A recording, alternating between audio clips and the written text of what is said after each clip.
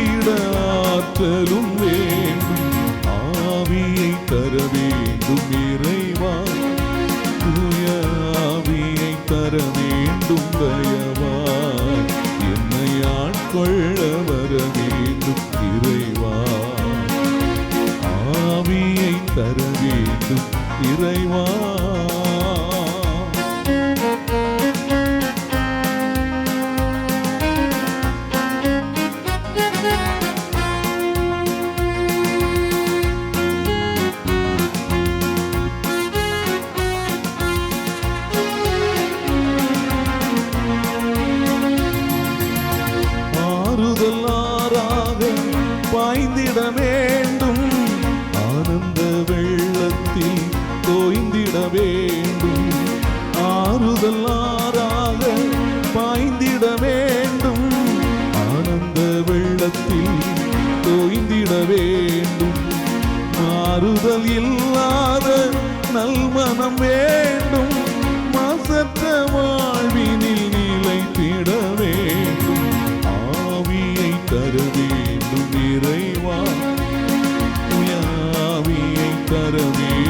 தயவாய் என்னை ஆட்கொள்ள வர வேண்டும் இறைவா.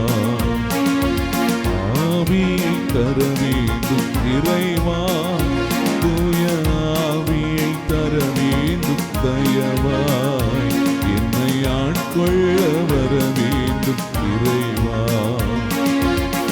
ஆவியை தர வேண்டும் இறைவா. ஆவியே என்னை நிரப்போ, தூய ஆவியே என்னை நிரப்போ. ஆவியே தூய ஆவியே என்னை நிரப்போ. ஆவியே தூய ஆவியே என்னை நிரப்போ, என்னை நிரப்போ, என்னை நிரப்போ, என்னை நிரப்போ. அல்லேலூயா, அல்லேலூயா, அல்லேலூயா,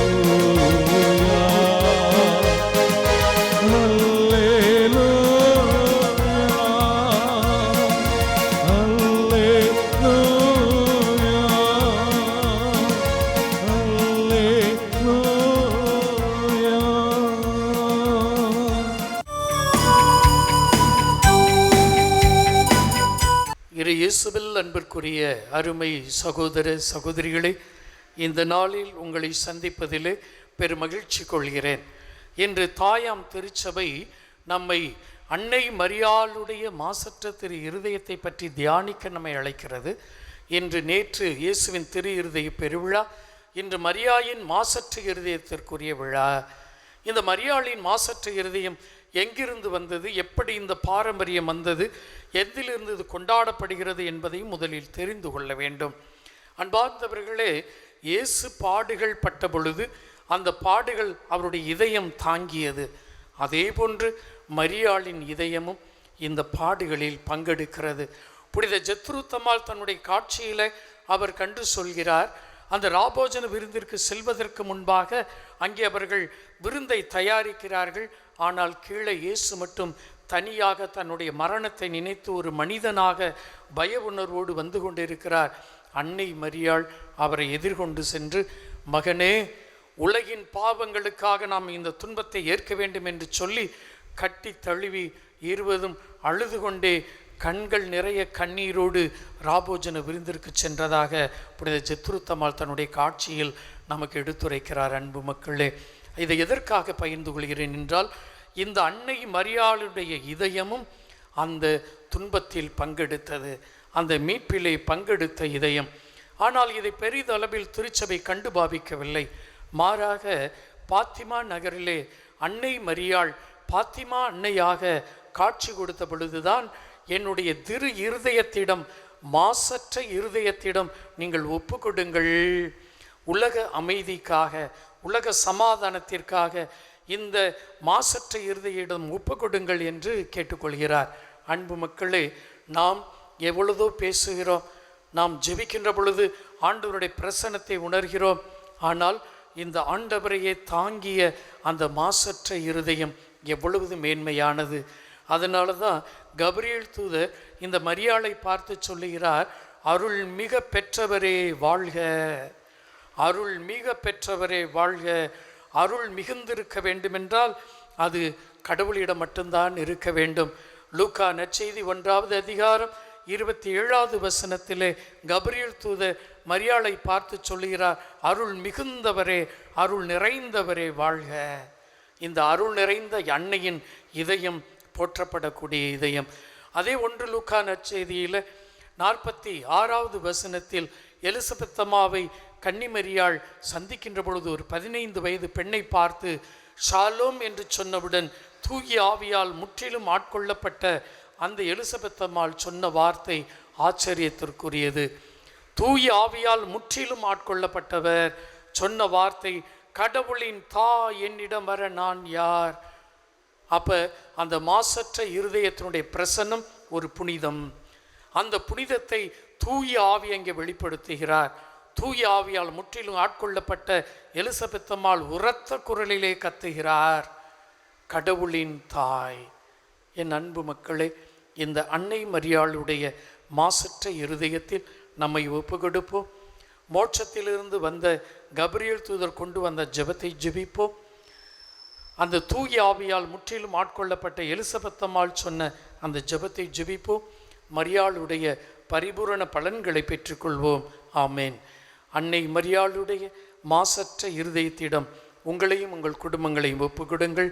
ஆண்டவர் நிறைவாக வழி நடத்துகிறார், ஆசீர்வதிக்கிறார். ஆமேன், ஆமேன். என்னாகமம் 23ஆம் அதிகாரம் 19வது வசனம் சொல்கிறது. வாசிங்க. என்னாகமம் எண்ணிக்கை 23ஆம் அதிகாரம் 19வது வசனம் வாசிங்க. பொய் சொல்வதற்கு கடவுள் ஒரு மனிதர் அல்ல, மனதை மாற்றிக்கொள்வதற்கு அவர் ஒரு மானிட பிறவியும் அல்ல. அல்லேலூயா. மனுஷன் பொய் சொல்லுவான், எல்லாருமே பொய் சொல்லுவோம். Price the Lord. ஆனால் ஆண்டவர் என்ன செய்ய மாட்டார், ஒரு நாள் பொய் சொல்ல மாட்டார். தாய் தன் பிள்ளையை தேற்றுவது போல அவர் தேற்றுகிறவர். ஒரு தந்தை சுமப்பது போல அவர் சுமக்கிறார். உன்னை உயர்த்துவன்னா அவர் உயர்த்துவார், உன்னை பெருக செய்வன்னா பெருக செய்வார். உங்கள் குடும்பத்தையும் உங்கள் வாழ்க்கையும் குறித்து அவர் சொன்ன வாக்குத்தத்தங்கள் நிறைவேறியே தீரும். அல்லேலூயா. அது ஒரு நாளும் நிறைவேறாமல் இருக்காது. வாக்களித்ததெல்லாம் நிறைவேறும், சொன்னதெல்லாம் நிறைவேறும். Price the Lord. அதனால தான் ஆண்டவர் சொன்னார், விண்ணும் மண்ணும் ஒளிந்து போகும், என் வார்த்தைகள் ஒரு நாள் என்ன செய்யாது. எல்லாமே அழிஞ்சு போயிருப்பா, எல்லாமே அழிஞ்சு போயிரும். பிரபலமா இருந்த எத்தனையோ கட்டிடங்கள் கண்ணுக்கே தெரியல, இல்லாமலே போயிட்டு. எத்தனையோ காரியங்கள் இந்த உலகத்தில் பிரமிச்ச காரியம்லாம் இல்லாமல் போயிட்டு. ஆனால் ஆண்டவருடைய வார்த்தை ஒரு நாளும் அழியாது, அது நிச்சயமா நிறைவேறும். இயேசு சொன்ன வார்த்தை, கடவுள் சொன்ன வார்த்தை நம் வாழ்க்கையில நிறைவேற்றுவதில் அவர் வல்லவர். ஆமென். சொல்லுங்க அல்லேலூயா. உலகம் முடியும் கடைசி நாட்கள் வரை நான் உங்களோடு சொன்னவர் அவர். ஒவ்வொரு நொடி பொழுதும் அவர் இருக்கிறார். அல்லேலூயா. Praise the Lord. இன்றும் இந்த நேரத்திலும் அற்புதம் செய்கிறார். அல்லேலூயா.